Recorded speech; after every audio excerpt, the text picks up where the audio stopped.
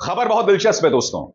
Film agency pink villa की इस खबर के मुताबिक सलमान खान ने 2 करोड़ की बुलेट प्रूफ गाड़ी खरीदी है। और मुझे आपको बतलाने की जरूरत नहीं क्यों, क्योंकि अभी कुछ ही दिनों पहले उनके दोस्त बाबा सिद्दीक को मौत के घाट उतार दिया था गैंगस्टर्स ने, शूटर्स की गोली ने। और आरोप किसी और पर नहीं, इस व्यक्ति पर लगा जो गुजरात के साबरमती जेल में बंद है, लॉरेंस बिश्नोई। सबसे बड़ी बात और सबसे पहली बात, अगर पिंक विला की यह खबर सच्ची है तो इसके खासे मायने हैं दोस्तों। यह बतलाता है कि सलमान अपनी जान माल की सुरक्षा को लेकर चिंतित हैं, वरना इस वक्त 2 करोड़ की एक बुलेट प्रूफ गाड़ी खरीदने की वजह क्या हो सकती है। यही नहीं, उनके पिता सलीम खान भी सामने उभर कर आते हैं और एबीपी न्यूज को एक इंटरव्यू में कहते हैं कि उनके बेटे ने काले हिरण का शिकार ही नहीं किया। एबीपी न्यूज को यहां पता होना चाहिए कि सलमान खान को काला हिरण के शिकार में 5 साल की सजा मिल चुकी है, 10,000 रुपए का जुर्माना है। 1998 में हम साथ साथ हैं कि शूटिंग के दौरान यह घटना हुई थी। अगर यह काम सलमान खान ने नहीं किया तो किसने किया? इस बात को लेकर स्पष्टीकरण देना चाहिए सलीम खान साहब को। मुझे बहुत अचरज हो रहा है एबीपी न्यूज के इस रवैये पर। क्या एबीपी न्यूज एक गैंगस्टर के हाथों में खेल रहा है? सबसे बड़ी बात, जब यह मामला सेटल हो चुका है अदालत के सामने, तो एबीपी न्यूज सबसे पहले सलीम खान साहब का इंटरव्यू करता है। उसके बाद वो बिश्नोई समाज के पास जाता है, जो सलीम खान और सलमान खान के खिलाफ बयान देते हैं। यह करने का अर्थ क्या है, मैं समझ नहीं पा रहा हूं। जब खुद लॉरेंस बिश्नोई इस वक्त जेल में बंद है, तो क्या उसकी धमकियों को इस तरह से ग्लोरीफाई करना सही है? आपको याद है दोस्तों, यही एबीपी न्यूज था जिसने लॉरेंस बिश्नोई का जेल के अंदर से इंटरव्यू किया। अजीबोगरीब बात है ना कि लॉरेंस बिश्नोई जेल के अंदर बैठ के एबीपी न्यूज को भी इंटरव्यू दे देता है। और यही नहीं दोस्तों, एक पाकिस्तानी गैंगस्टर के साथ भी लॉरेंस बिश्नोई की बातचीत जो है वो सामने उभर। पिंक विला कह रहा है कि सलमान खान ने बुलेट प्रूफ गाड़ी खरीदी। वहीं दूसरी तरफ दैनिक जागरण की एक खबर सामने उभर कर आई है जिसे भड़काऊ कहा जा सकता है। खबर के मुताबिक लॉरेंस बिश्नोई की धमकियों का सलमान खान पर कोई असर नहीं पड़ा। सिकंदर की शूटिंग बदस्तूर जारी है। दैनिक जागरण क्या कहता है आपके स्क्रीन पर। सिकंदर की नहीं रुकेगी शूटिंग। सलमान खान को जान से मारने की मिल रही धमकियों के बीच कयास लगाए जा रहे थे कि शायद उनकी अपकमिंग फिल्म सिकंदर की शूटिंग पर असर पड़ सकता है, लेकिन शायद ऐसा नहीं होगा। सलमान खान धमकियों से डरने वाले नहीं हैं। वो टाइट सिक्योरिटी के बीच एक्शन थ्रिलर मूवी सिकंदर की शूटिंग करेंगे। फिल्म की शूटिंग मुंबई की जगह कहीं और होने वाली है, जिसकी जानकारी सिर्फ कुछ लोगों को ही पता होगी। अब दिलचस्प बात यह है कि अगर आप दैनिक जागरण की इस खबर की भाषा पर निगाह डालें तो यह काफी भड़काऊ है। क्या दैनिक जागरण यह उम्मीद कर रहा है कि एक धमकी के चलते सलमान खान और पूरी फिल्म इंडस्ट्री अपने घर में बैठ जाएं? आखिर दैनिक जागरण कहने की क्या कोशिश कर रहा है? मैं फिर से लौटना चाहूंगा पिंक विला की इस खबर की ओर। इस वक्त यकीनन सलमान इस मुद्दे को लेकर दबाव महसूस कर रहे हैं, क्योंकि आपको याद होगा रोहित गोडारा के शूटर्स उनके घर गैलेक्सी अपार्टमेंट तक पहुंच गए थे और वहां से उन्होंने गोलीबारी की। बाबा सिद्दीक की हत्या के लिए मीडिया का एक बहुत बड़ा धड़ा सीधे तौर पर उनके जो सलमान खान के साथ ताल्लुकात हैं उसे मान रहा है।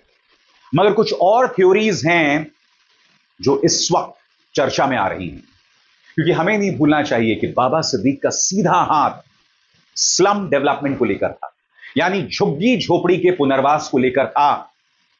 और यह बतलाया जा रहा है कि बाबा सिद्दीक ने इस मोर्चे पर कई बिजनेसमैन को अपने दुश्मन बना लिए थे।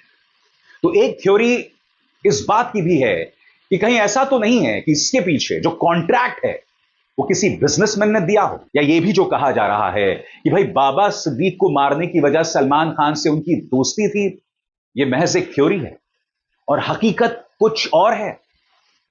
हर गुजरते दिन के साथ लॉरेंस बिश्नोई का कद जो है अंडरवर्ल्ड की दुनिया में बढ़ते जा रहा है।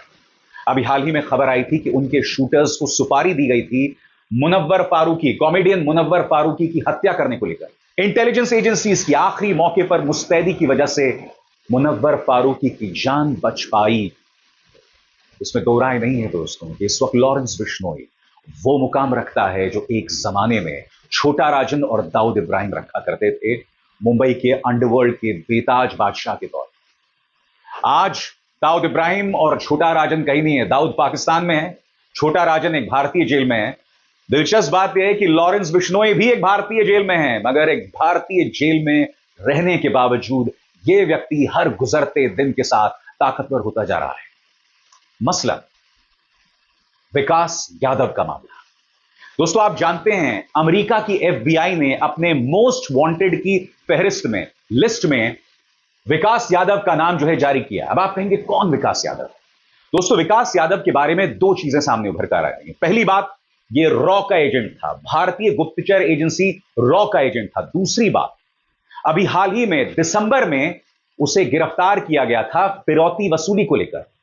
रोहिणी में एक व्यवसायी है, उसे धमकाया था विकास यादव ने और उसके बाद उसे जेल में जाना पड़ा था और फिर यह रिहा हो गया। और दिलचस्प बात यह है दोस्तों, अमेरिका ने भारत को बताया था कि विकास यादव ने भारत में निखिल गुप्ता नाम के एक व्यक्ति को हायर किया, यानी कि उसे सुपारी दी। इसका मकसद था खालिस्तानी गुरपतवंत सिंह पन्नू को मौत के घाट उतारना। और सबसे दिलचस्प बात यह, विकास यादव के भी जो लिंक्स हैं वो लॉरेंस बिश्नोई गैंग से जुड़ रहे हैं। यहां पर गुरपतवंत सिंह पन्नू जो कि खालिस्तानी है, उसे मौत के घाट उतारने की साजिश रची जाती है। अमेरिका यह आरोप लगा रहा है कि उसमें विकास यादव नाम का शख्स है जो कि रॉ का एक एजेंट है। सबसे बड़ी बात, और यह बहुत बड़ी बात है, अगर वाकई भारत इसे अंजाम दे रहा था तो ये किस तरह की हल्की कार्रवाई है? आप इसे अंजाम दे भी रहे थे और आप पकड़े भी गए। इससे देश का नाम कितना खराब हो रहा है।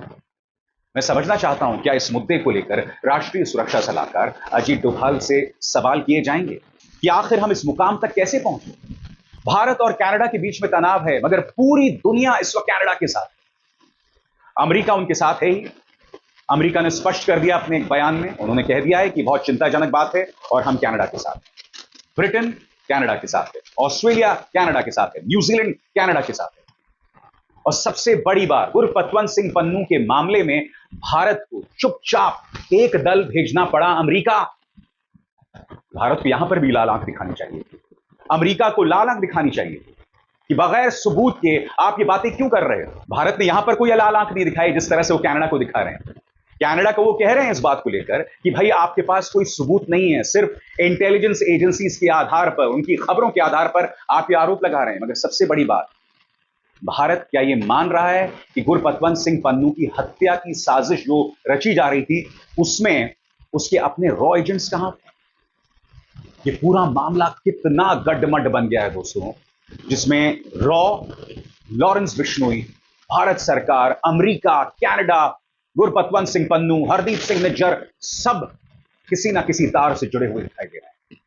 अंतर्राष्ट्रीय तौर पर यह भारत के लिए अच्छी खबर नहीं है, क्योंकि अगर भारतीय जनता पार्टी यह दावा करती है कि प्रधानमंत्री नरेंद्र मोदी विश्व गुरु हैं, तो सबसे बड़ी बात, कनाडा या अमेरिका भारत की बात क्यों नहीं मान रहा? अगर अमेरिका को लगता है कि भारतीय अधिकारियों ने एक साजिश रची उसके एक नागरिक को मौत के घाट उतारने की, तो उन्होंने यह बात इस तरह से खुलकर क्यों कह दी? क्या यह बात सीक्रेटली या प्राइवेटली नहीं हो सकती? क्या अमेरिका को भारतीय संवेदनाओं का बिल्कुल भी ख्याल नहीं था? मैं यही तो समझना चाहता हूं कि प्रधानमंत्री नरेंद्र मोदी जो अमेरिका जाते हैं, वहां एनआरआईज का इतना बड़ा सम्मेलन करवाते हैं जहां पर मोदी मोदी मोदी होता है और आपको यह समझाया जाता है कि भारत अब एक विश्व गुरु बन गया है। तो क्या विश्व गुरु की यह हालत है कि इस तरह से अमेरिका कहता है कि आपका एक अधिकारी जो है वो एक हत्या की साजिश में शामिल है और भारत का एक प्रतिनिधिमंडल वो पहुंच जाता है अमेरिका? ये सवाल किए जाएंगे। अभिसार शर्मा को दीजिए इजाजत।